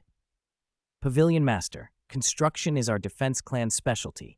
In a few days, I'll hand over the finished blueprints for your review, Niu Gao said, patting his chest with confidence. I'll take care of the remaining details. Ye Qingshui's eyes flicked toward Shui Qinghe. Quietly, she thought, with the imperial family covering expenses, could she not account for a bit more? Outwardly, she gave no sign and only said, "Then I'll trouble Aunt Ye and Uncle Niu." Ye Shi smiled and looked to Ling Yuan, who had remained by her side. "Ling Yuan, go fetch Tian Yao. We're going out for a walk with His Highness the Crown Prince." Ling Yuan bowed slightly and left for the back hall. Niu Gao and Ye Qingshui departed soon after, leaving only Ye Shi and Shui Qinghe in the vast main hall. "Xiao Shi, do you want to stroll around Heaven Do City?" Shui Qinghe asked quietly, holding a pastry. "No," Ye Shi shook her head.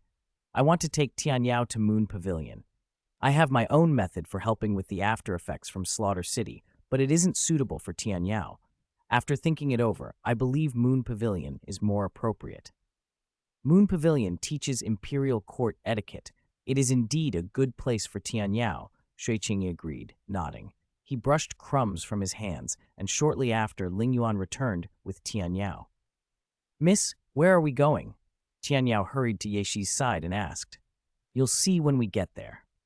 Ye Shi kept them in suspense, rose, and led the way out of Frost Snow Pavilion. Shui Qinghe walked beside her, with Ling Yuan and Tian Yao following behind. They passed through the bustling streets and headed straight for Moon Pavilion. At the entrance, they were allowed in without question. Shui Qinghe's status cleared them through the guards. Tang Yuhua came forward and bowed with graceful poise. "Xuanzhu, my friend wishes to study at Moon Pavilion for 2 days. I ask that you give her guidance." Ye Shi returned the bow and pointed to Tian Yao. Tang Yuhua turned to appraise the girl for a moment, then drew back and said seriously, "Pavilion Master Ye, her condition will usually require a long period, even here." "There are only 2 days at most," Ye Shi said. "After that, we must compete. Once the competition ends, I will use my own method to deal with the rest. For these 2 days, do as much as you can." Tang Yuhua fell silent, considering. Ye Shi waited patiently. After a while, Tang Yuhua nodded gently. "I will do my best. How far she advances will also depend on her own effort." "All right, then I'll trouble you, Xuanzhu." Ye Shi smiled and turned to Tian Yao. "Tian Yao, you will study with Xuanzhu for 2 days. When the competition starts, you can return to Frost Snow Pavilion." "Okay, miss." Tian Yao stepped forward and bowed to Tang Yuhua. While they spoke, Shui Qinghe stepped up to a Moon Pavilion attendant and paid the required fee in gold. Moon Pavilion specialized in court etiquette, and most students were from aristocratic families, so the tuition was naturally steep. With arrangements made, Tang Yuhua led Tian Yao further into Moon Pavilion. Ye Shi and Shui Qinghe watched them go and were about to leave when a familiar voice sounded from behind. "Xiao Shi, big brother, what are you two doing at Moon Pavilion?" Shui Qinghe bounded over. "We came to drop Tian Yao off for 2 days." Shui Qinghe answered casually. Shui Qinghe nodded, then looked at Ye Shi with a reproachful smile.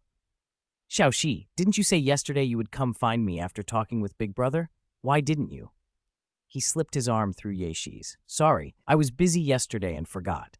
Ye Shi offered a quick, apologetic smile and found an excuse. "Xiao Shi and I are planning to go for a stroll. Shui Qinghe, do you want to come along?" Shui Qinghe's eyes narrowed slightly as he watched Shui Qinghe holding Ye Shi's arm. A little twinge of jealousy flickered across his face. "Yes, please." Shui Qinghe released Ye Shi's arm and readily agreed to join them. Chapter 196. Competition starts. Then let's go. Shui Qinghe led the way toward the Moon Pavilion's entrance. Ye Shi and Shui Qinghe followed closely behind. Leaving the pavilion, they walked into the busiest part of Heaven Do City. Strolling down the crowded street, Shui Qinghe linked her arm with Ye Shi's and chatted as they looked at the stalls. Shui Qinghe watched them with a gentle smile, though a faint unease tugged at him for reasons he couldn't name. They browsed until sundown. Whenever Shui Qinghe or Ye Shi saw something they liked, Shui Qinghe would pay for it without hesitation. When night fell, they turned back toward the imperial palace. While talking with Ye Shi, Shui Qinghe suddenly looked at Shui Qinghe. "Brother, can I?" She blinked a few times, but Shui Qinghe cut her off with a decisive shake of his head. "No." Although Shui Qinghe hadn't finished, he knew what she would ask. She wanted to stay at Frost Snow Pavilion instead of returning to the palace. I haven't even said anything yet. Shui Kei pouted in displeasure. I know what you're going to say, but little Shi is entering the great competition in 2 days. You can't stay at Frost Snow Pavilion. Let little Shi rest these 2 days. You're coming back to the Imperial Palace with me. Shui Kei's unhappiness didn't move Shui Qinghe. After a moment's silent staring and realizing he wouldn't relent, Shui Kei fell silent and followed him back to the palace. Yeshi smiled at their departing figures and walked back to Frost Snow Pavilion. Once inside, Yeshi went straight to her room, lay on the soft bed, closed her eyes, and quickly fell asleep. 2 days passed in a flash. In the main hall of Frost Snow Pavilion, Yeshi sat in the chief's seat, her sapphire blue eyes watching the people standing below. Tian Yao, Du Guyan, Ye Lingling, Yang Yan, and Yang Miao stood in quiet formation. Beside them was an instructor from Qiyu Academy. Since Frost Snow Pavilion's participants were registered under Qiyu, the team was nominally led by that instructor. In truth, the real decisions came from Ye Shi. Her gaze lingered on Tian Yao. There was no way Tang Yuhua of the Moon Pavilion could have taught Tian Yao to fully suppress her killing intent in just 2 days, but she'd made some progress, small but better than nothing. It's almost time. We should head out. Yeshi stood and walked down. Tian Yao, Du Guyan, Ye Lingling, Yang Yan, and Yang Miao all brightened at the announcement. Ling Yuan trailed behind them. Led by Yeshi, they left Frost Snow Pavilion for the competition venue. The All-Continent Advanced Spirit Master Elite Academy Great Competition was being held at the Heaven Do Great Spirit Arena. When Yeshi's group arrived, the arena was packed with participants from various academies and a throng of spectators. Despite the crowd, order was surprisingly orderly. So many people, someone murmured. If we can't even get past the preliminaries, it'll be a huge embarrassment. Du Guyan frowned, but then said confidently, That's almost impossible. Not to mention little Shi, just with Tian Yao's Spirit King's strength, we should be guaranteed to advance. Besides, if we need an example of embarrassment, look over there. Ye Lingling pointed. Everyone followed her finger and saw a team entering the arena with their heads down. Their uniforms were a garish yellowish-green mixed with dirty green, and the backs bore a recruitment advertisement. Who designed those outfits? Du Guyan muttered. What terrible taste. Yang Miao, isn't that Tai Long over there? Yang Yan asked. Yang Miao nodded. As members of the Breaking Clan, they recognized Tai Long of the Strength Clan. Yeshi's gaze swept over the group without expression, but curiosity flickered in her mind. Of the original Shrek 7 Devils, Xiao Wu had returned to the Star Do Great Forest, and Ning Rongrong was at the 7 Treasure Glazed Tile School. Only 5 of the original members remained together. She wondered how strong they had become. Let's get in, Yeshi said, and they entered the Heaven Do Great Spirit Arena.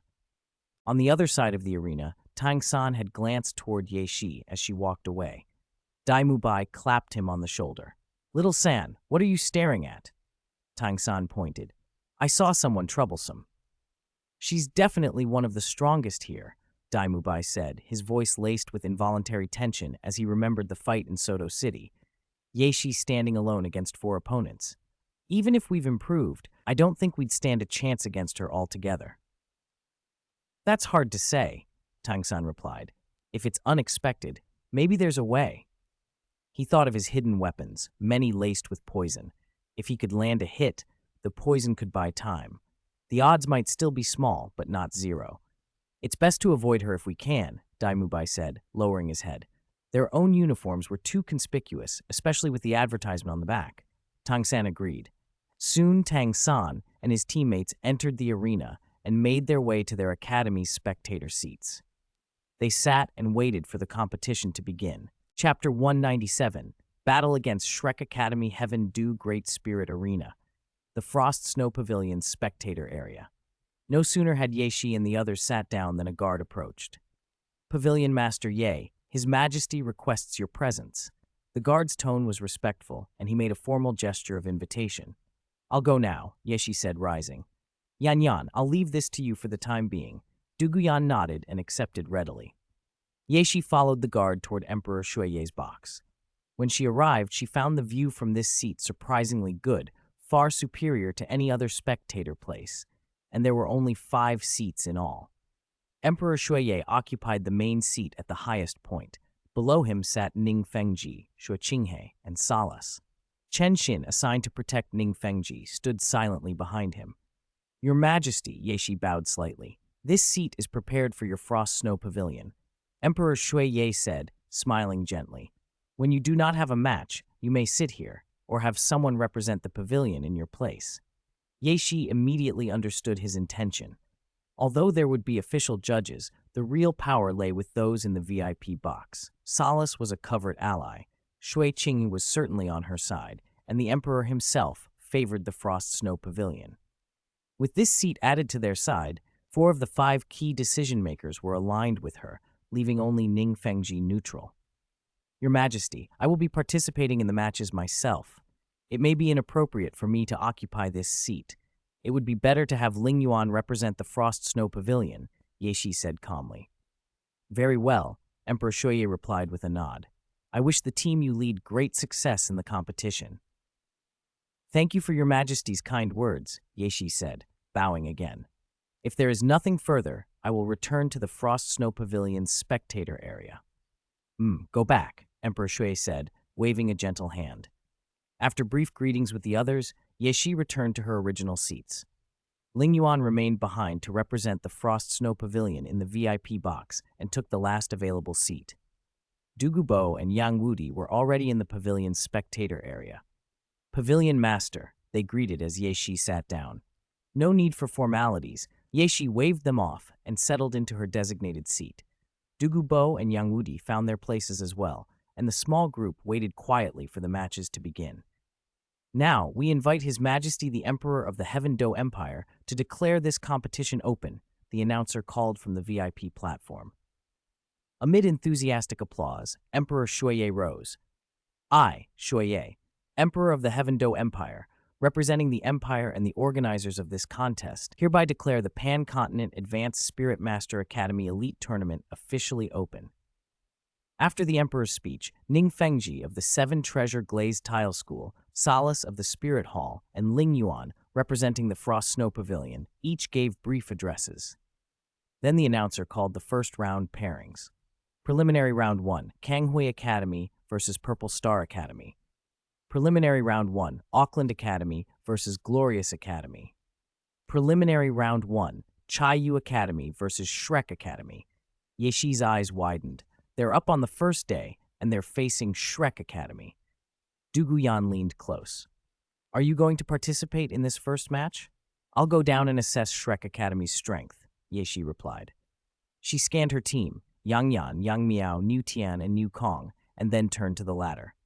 Niu Kong, you'll be the substitute for this match. Niu Kong accepted without complaint. He knew his own strength lagged behind the others, so sitting out made sense. With a smile at him, Yeshi stood and led the rest out of the spectator area toward the arena floor. Passing Yang Wudi on the way, Yang Yan and Yang Miao heard him advise in a casual but firm tone, if you face an opponent using the Clear Sky Hammer spirit, don't hold back, as long as it doesn't violate the competition rules. The 2 brothers exchanged a glance and nodded. Across the arena in Shrek Academy's spectator area, Tang San's brow knit when he heard their opponent. The first match is already this tough? That team from Qiyu Academy, isn't that the one Yeshi is on? Daimubai asked, forcing a wry smile. How should we take them on in the first match? Ma Hongjin looked to Tang San for a plan. We don't yet know the rest of Qiyu Academy's lineup, but we've seen Captain Yeshi's capability. She could handle the 4 of us easily. Tang San considered for a moment. If we can catch them off guard, we still have a chance, but that will depend on Mubai and Ju King. Dai Mubai's expression showed he understood. Tang San stood and started toward the competition area. Oscar, Dai Mubai, Zhu Zhuqing, Ma Hongjun, Tai Long, and Jiang Zhu followed. On the stage, after Yeshi led her team up, she handed command of the team match to Du Guyan, making him the match commander, while she took her position at the left side of the stage. When Tang San's group entered the arena, something felt deliberately off to her. Whether by chance or design, Dai Mubai and Zhu King took positions directly in front of Ye Shi, and the other members of Shrek Academy focused their attention squarely on her. Chapter 198, Nether White Tiger. As commander, Dugu Yan's eyebrows twitched at the sight of Tang San's team, and a faint smile touched her lips. They're concentrating on the left. That makes it easy for us to break through to their rear. Yang Yan, Yang Miao, if possible, take out their support spirit master, she ordered. Nu Tian, go to the rear and protect Lingling. Tian Yao, you know what to do. Dugu Yan had almost given Tian Yao a specific assignment, but thinking of Tian Yao's Spirit King level and battlefield experience, she decided it was unnecessary. Tian Yao understood the situation well enough to act on her own. Ye Shi needed no concern either. With her abilities, facing 7 opponents wouldn't be a strain. The match begins. At the referee's call, both sides released their spirits almost at once. One person was the exception. Ye Shi did not release her spirit. She simply stood watching the spirit rings that glowed at the feet of Tang San and his teammates. On Tang San's side, 6 of the 7 fighters were 3-ring spirit elders, while the weakest, the support spirit master Zhang Zhu, was only a 2-ring spirit grandmaster. By contrast, Ye Shi's side had a 5-ring spirit king in Tian Yao. Dugu Yan and Ye Lingling were 4-ring spirit ancestors, and Yang Yan, Yang Miao, and Nu Tian were 3-ring spirit elders. The balance of strength was obvious. Without the immortal herb, Shrek's taken a hit, Ye Shi thought, a faint disappointment flashing through her azure eyes. Little Tang San, the so-called son of luck, hadn't reached spirit ancestor. Had she known that beforehand, she might not have entered this match. The battle snapped into motion. From the right, Yang Yan and Yang Miao charged first, their soul-breaking spears aimed at Oscar and Zhang Zhu in the rear. At the same time, a tiger's roar erupted across the arena. Dai Mubai and Juju King's spirit rings merged, forming a colossal hell-white tiger that lunged straight for Ye Shi. Tang San and Ma Hongjun moved to intercept Yang Yan and Yang Miao. Tian Yao was about to step forward to block the hell-white tiger for Ye Shi when Ye Shi put out a hand to stop her. "Leave this to me," Ye Shi said softly, her silver hair and skirt ruffling as she watched the beast approach. Spectators in the stands stirred at the sight of a spirit fusion ability, voices rising in a ripple of interest that faded almost as quickly as it had come. Ye Shi slowly raised her right hand, and spirit fluctuations gathered in her palm. The hell-white tiger struck, and their forces collided. Powerful chi waves roared outward, ruffling hair and robes. Ye Shi's expression was cool, almost bored as she appraised the charging fusion. "Only spirit ancestor level, edging towards spirit king," she murmured. "Hell-white tiger, nothing exceptional." With a controlled push of her palm, she slammed the hell-white tiger down onto the arena. The reinforced stage trembled. Then Ye Shi seized its tail, and a force the tiger could not resist erupted from her grip, swinging the beast and smashing it into the ground again and again. Each impact shook the platform. Tang San's mouth twitched involuntarily. Their plan had been sound: use a spirit fusion to strike a key opponent first, turning 7 against 6. But none of them had expected that the fusion itself would be caught with bare hands. No one had. That twist left them all off balance. In the Tiando Royal Academy stands, Yu Tianheng watched from above, a thought striking him. He had been wise to withdraw and not fight Ye Shi. Beside him, Yu Tianxin's face had gone somber. "I've heard of catching spirit abilities barehanded," Yu Tianxin said, impressed. "But catching a spirit fusion barehanded, never seen that before." He turned to his cousin. "So, cousin, do you still want to fight Ye Shi?" Yu Tianheng considered the scene for a beat, then answered with a rueful smile. "As long as I don't fight her, I can't possibly lose." Yu Tianxin blinked. "When did you get so principled? I didn't know." Yu Tianheng muttered to himself, somehow convinced his reasoning was sound. "As a polite, well-mannered gentleman, how could I fight a girl?" Yu Tianxin shrugged and walked off. Watching him leave, Yu Tianheng felt oddly vindicated. Over in the Four Element Academy stands, Feng Xiaochen rose to his feet, staring down at the match. "How are we supposed to fight that?" "A spirit fusion by 2 spirit elders should at least touch spirit ancestor level," someone replied, and she caught it with her bare hand.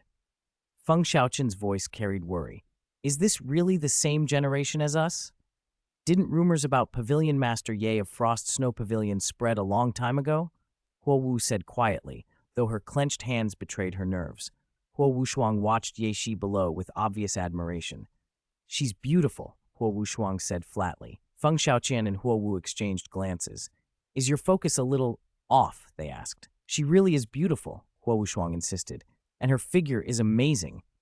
Sister, don't stare so blatantly, Shui Binger chided gently, though Shui Yuer held onto her arm with stars in her eyes.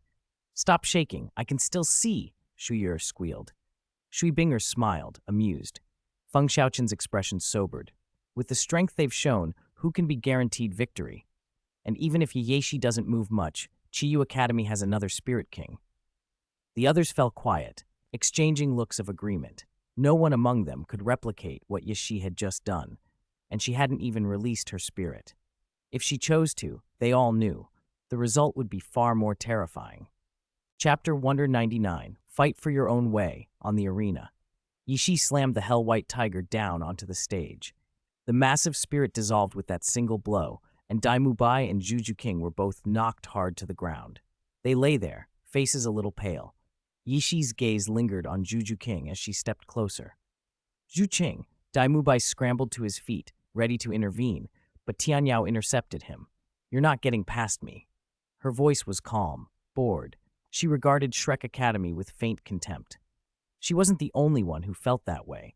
Du Guyan, Ye Lingling, and the others all shared the impression that Shrek was weak. Before Daimu Bai could act, Tianyao moved first, driving a heavy punch into his chest and sending him sailing across the stage. The gap in strength left Daimu Bai no chance to resist. With Daimu Bai dealt with, Yeshi turned her attention fully to Juju King and crouched down. I advise you not to make a move right now. Juju Qing, struggling to rise and ready to keep fighting, looked up coldly. I'm not here to fight, just to talk. Yeshi spoke casually. Do you really think Daimu Bai can save you from the fate waiting in the Star Luo Empire? Do you think he could stand up to Dai Weishi? You know the rules as well as I do. Princes fight for succession, life and death. The victor becomes crown prince, no mercy for the loser. Sometimes a loser might be spared because of blood ties, but that only means a lifetime of imprisonment. Would someone chosen by that method be soft-hearted? Yeshi's voice was low, but each word landed like a blade. Juju King's eyes flicked toward Daimu Bai. Instead of placing your hopes on him, fight for your own survival, Yeshi said. You can gamble on whether Dai Weishi or Jujuyun will show mercy and let you live, but you know what that fate looks like. You still have time. When you decide, come find me at Frost Snow Pavilion. She rose and looked over at the rest of the battlefield. The match had become a rout. In close quarters, Duguyan had Ma Hongjun completely suppressed. Tian Yao had already taken Daimu Bai out of the fight. Yang Yan and Yang Miao were occupied with Tang San. Ye Lingling stood at the back, clutching the 9-heart begonia, with Niu Tian at her side guarding her. Tian Yao, stop watching. Let's finish this, Ye Shi said. Niu Tian, go help too. Tian Yao, having been observing, immediately moved toward Tang San. Niu Tian's gaze fell on Jiangzhu and he charged straight at him. Oscar, having eaten the mushroom sausage, saw that Ye Lingling, a support, had almost no offensive power. As a man, he felt obliged to do more than stand by. He dove from the air toward her, hoping to draw defenders and protect her at least a little. It was not a decisive move, but better than nothing. Du Guyan, Tian Yao, and the others noticed Oscar's maneuver and ignored it. Ye Lingling, though a support with no offensive spirit abilities, was no pushover. She had trained under Ye Shi and was a 4-ring spirit ancestor, while Oscar was only a 3-ring spirit elder. When Oscar dropped into her range, Ye Lingling lifted a leg and without moving her upper body, spun and swept a kick into his abdomen. He was sent crashing onto the stage. Ch! Oscar grunted, bewildered by the pain. From the way she moved, it was clear Ye Lingling had undergone rigorous combat training.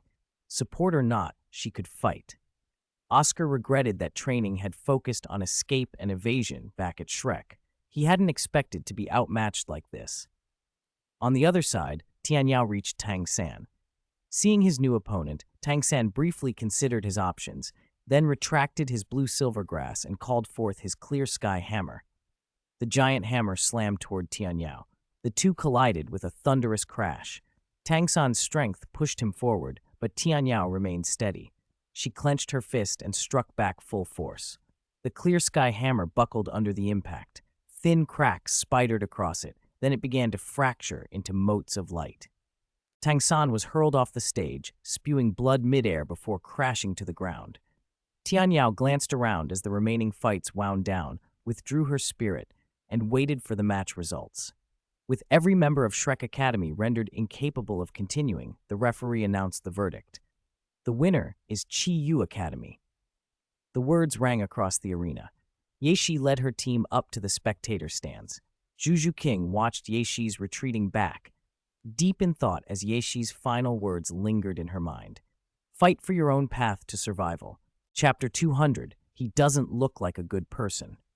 In the guest seating, Ning Fengji's gaze remained fixed on Tang San below. Even though the match had ended, he still hadn't taken his eyes off him. Twin spirits, he murmured. One of them is actually a clear sky hammer. If they hadn't run into the team led by Pavilion Master Ye, their chances would have been very high.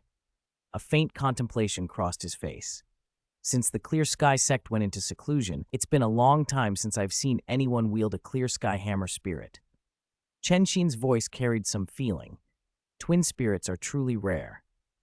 But if the twin spirit problem can't be solved, the spirit rings that can be attached to the second spirit will always be limited, Salas said indifferently. So far, only one person had solved the twin spirit problem, the current Supreme Pontiff of Spirit Hall. Apart from Supreme Pontiff Bibi Dong, every spirit master who tried to attach rings to their second spirit exploded and died. Until that issue is resolved, twin spirits remain nothing more than rare. Shui Qinghe silently rotated his teacup, his gaze flicking toward Ning Fengji. He knew Ning Fengji was thinking, perhaps about the rarity of twin spirits, but more likely about the Clear Sky Hammer. Someone bearing a Clear Sky Hammer spirit almost certainly came from the Clear Sky sect and had deep ties to it. Ling Yuan sat with her eyes closed, not speaking. Emperor Xie, however, watched Yeshi intently. Her performance earlier had been dazzling. Among all the named geniuses across the field, he felt none could stand against her. Should he try to feel out arrangements and finalize a match between Qinghe and Xiaoxi? He silently wondered. Everyone here had their own thoughts. In the Frost Snow Pavilion's spectator area, Yeshi sat in the front row, legs crossed, a pastry in hand as her azure eyes scanned the stands of the various academies. She was quietly calculating which of these geniuses, or the powers behind them, might be persuaded to join the Frost Snow Pavilion. No one ever complained about having too many geniuses, and no one complained about being too strong. Shimo and Shimo, those two brothers from Tiando Royal Academy, might be worth trying to recruit. The force backing them isn't weak, she thought. And Feng Xiaoqian, Huo Wu, and the two sisters Shui Binger and Shui Yuer from the Four Element Academies are all possibilities. As Yeshi considered her options, she heard Dugubo behind her. Why are you here again, kid? Why aren't you in your Tiando Royal Academy section and instead in ours? He asked Duguyan's companion, his tone unfriendly. I'm not here for Yanyan, Yu Tianheng replied with a cough. I'm here for Xiaoxi. Dugubo's expression remained sour. Let him come over and speak. Yishi glanced over and waved Yu Tianheng forward. Seeing the gesture, Yu Tianheng strode to her seat. Dugubo stepped aside. Yu Tianheng, what do you want? Yishi asked, unhurriedly nibbling her pastry.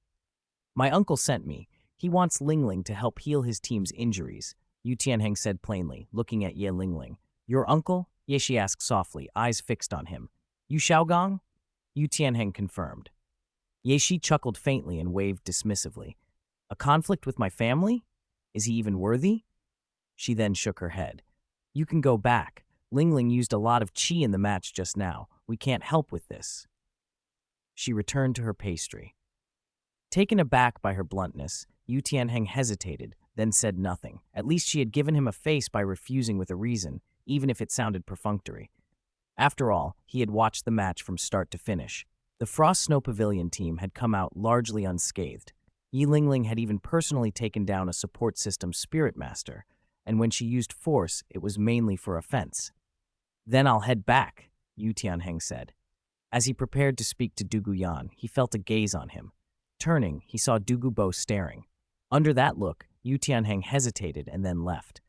Dugubo snorted and sat beside Duguyan. Yan, from now on, interact less with that kid, he warned. He doesn't look like a good person to me. Whether Yu Tianheng actually was bad, In Dugubo's eyes, anyone trying to steal his cabbage, his granddaughter, was not. I know, Grandpa, Duguyan replied after a moment's thought. Dugubo brightened. I'm heading to the VIP section. If anything comes up, find me there. Yishi rose and walked toward the VIP area, and the others returned to watching the matches. In Tiando Royal Academy's spectator area, Yu Tianheng met Yu Xiaogang and shook his head. Uncle, I couldn't get her to help. Lingling really burned a lot of qi. She can't come. Yu Xiaogang began. Tianheng, what about your team's support system? Yu Tianheng spread his hands helplessly. Uncle, Lingling used to be on our team, but after she left our support system, focused on amplification effects, not healing. Even if I wanted to help, I couldn't get healing output from them. You should think of another way. He leaned against the wall, watching a support system spirit master on his team.